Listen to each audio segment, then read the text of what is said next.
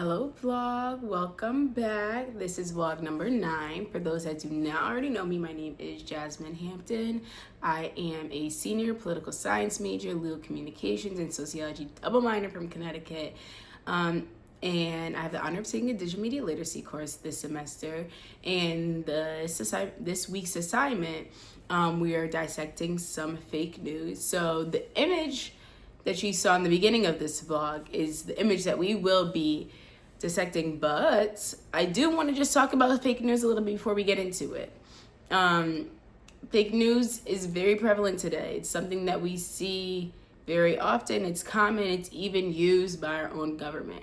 And although I'm going to call out President Trump, both sides of the aisle use it, unfortunately.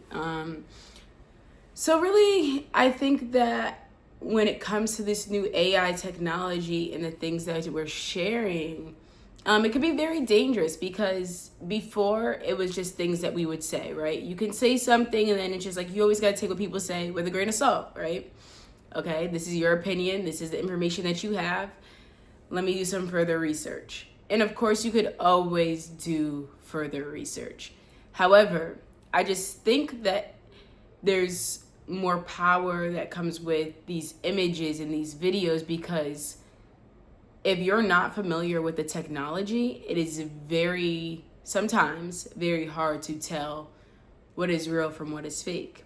Like in our previous class, when we talked about the NASCAR racer and the stuff that, like the quote, and it's just like, if you were not familiar with NASCAR, you would have never, unless you did your research and you had an interest in NASCAR, you were familiar with it, you would have never known that the quote on the picture was false.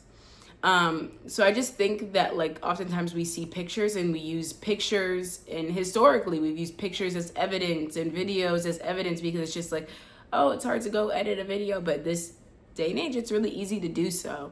And yeah, so I just think that we have to be more careful when looking at certain things and observing certain things and moving forward, just keeping an open mind on like what we see. So with that being said, now it's the picture that we just saw, is a picture of President Obama being handcuffed. It was a picture that President Trump had posted to his social media. And to just understand that that is not something that actually took place. And I'm sure they haven't even had like any sort of, and this is just my assumption, but I'm sure they haven't even had any sort of in-person interaction recently for that to even be the case. There is no real evidence as to what Obama has done to commit any sort of crimes.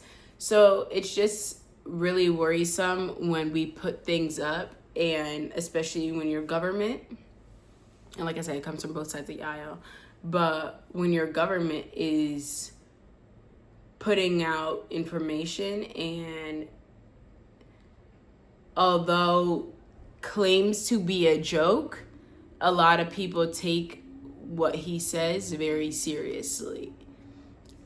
Take an inch, give them an inch, they're on a mile. So I just think that overall, it's just like there's a certain responsibility as a politician, as an influencer, even if it's just a plain influencer, and as a government official, to be posting fake images and thinking that that's a joke given the dangers that come with spreading false information.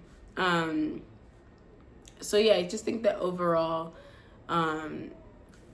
in terms of the people using it, and we make light of certain situations, and even, I don't know if you guys have seen, but recently he also posted something regarding him and being a pope.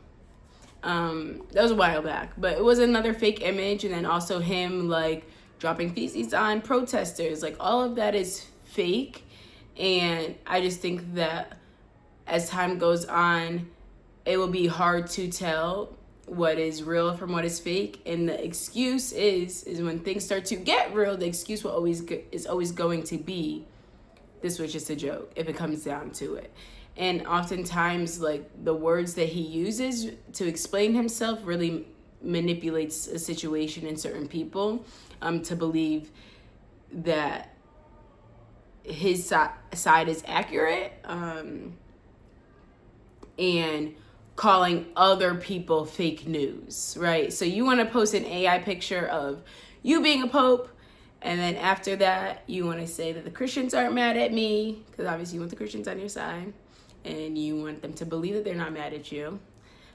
So the Christians aren't mad at me, and it's really just these fake news people that have this anger built up towards me. So I just really think that overall, just understanding the different aspects of things and really being able to do our research and to identify fake media is really important this day and age.